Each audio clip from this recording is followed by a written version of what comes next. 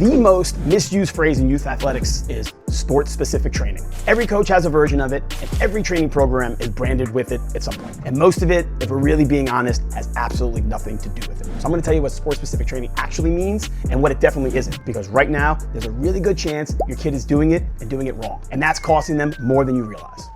Here's something that a lot of strength and conditioning coaches talk about in the youth sports world. And there's this constant war going on. On one side, the strength and conditioning coach. On the other side, you have that sport-specific skill coach. And it goes from like the high school kid who can teach a lacrosse player how to cradle, all the way up to like elite performance coaches, like working with pros and high-level collegiate athletes. Every single level, there's a push and pull between the athlete and building the skill. And almost every time, strength and conditioning loses out. Because the obvious argument, and the one that wins in every parent conversation, is simply this.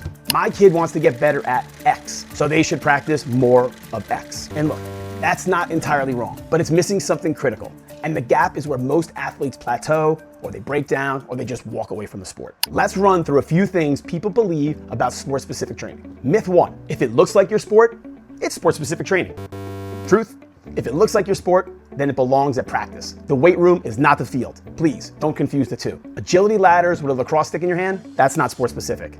That's just making your warm-up look athletic for like an Instagram video. Myth 2, the kid who plays non-stop is the model that your kid should copy. Look, we all know this kid. Let's just call him Chris. Chris is super dominant. Chris loves the sport. Chris has a stick in his hand constantly. If you ask his parents, what does he do for training? Well, they're gonna say, honestly, he just loves it. We can't get the stick out of his hand. So other parents look at Chris and go, that's the formula for success. More reps, more time with the stick. But here's what they're missing. Chris isn't just great because he plays all the time. Chris plays all the time because he was already built for it. Something about the demands of that sport matched something already in him. And that match created a feedback loop, and he took to it fast, so he loved it. He loved it, so he played more. He played more, so he got better. You get the idea. You can't copy that path for a different kid. What you can do is build a foundation that gives your kid the best shot at finding their version of it. Myth 3, sport-specific training works at any age, in any phase, all year long.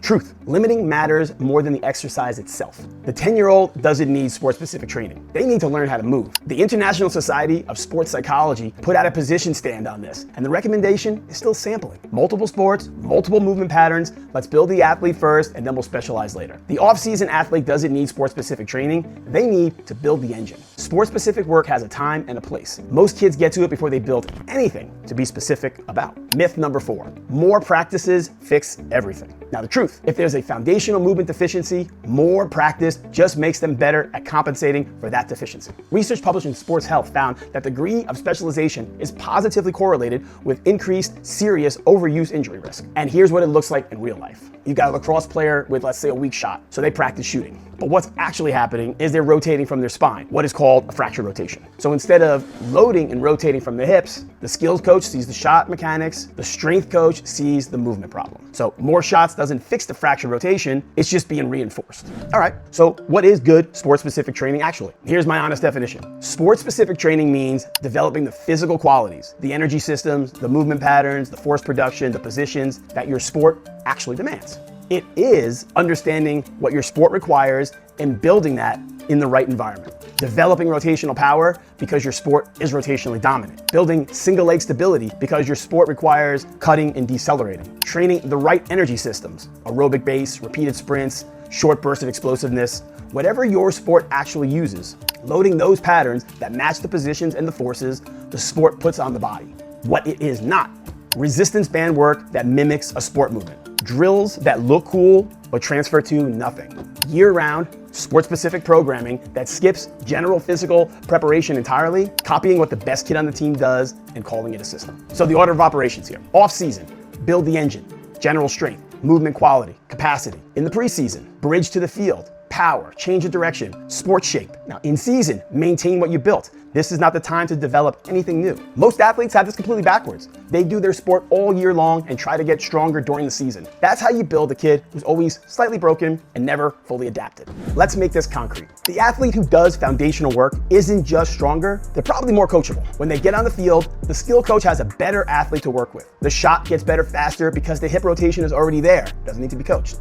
The footwork improves because that single leg stability is already there, doesn't need to be coached. Strength and conditioning doesn't compete with skill skill development, it is the prerequisite for it. The reason this argument keeps going and the reason strength and conditioning keeps losing the sport-specific skill isn't just philosophy, it's money. Parents have a budget and they have the right to choose between a strength coach and a skill coach. And they choose the skill coach because the connection between the skill and the sport is very obvious. The connection between a hip hinge strength and a better lacrosse shot, not so obvious. In a perfect world, these two coaches are in the same room, working off of the same athlete profile. That collaboration exists, it's just rare. And it's usually reserved for the kid whose parents have the budget for both, or a program that's decided to dedicate itself to both. And until that changes, let's understand this. Your kid doesn't need to train like a lacrosse player. They need to train like an athlete whose chosen sport is lacrosse. Now that distinction changes everything about how you think about their development and how you spend your time, your money, and their effort. Send this to a skill coach that your kid is working with, or don't. Watch what happens at the next practice either way. Drop a comment, tell me what sport your kid plays and what sport-specific training looks like where you are. When someone says sport-specific training, what do you picture? Drop it below. I want to know what you're really dealing with out there. And hit subscribe, please, if you want more content like this. We keep it honest.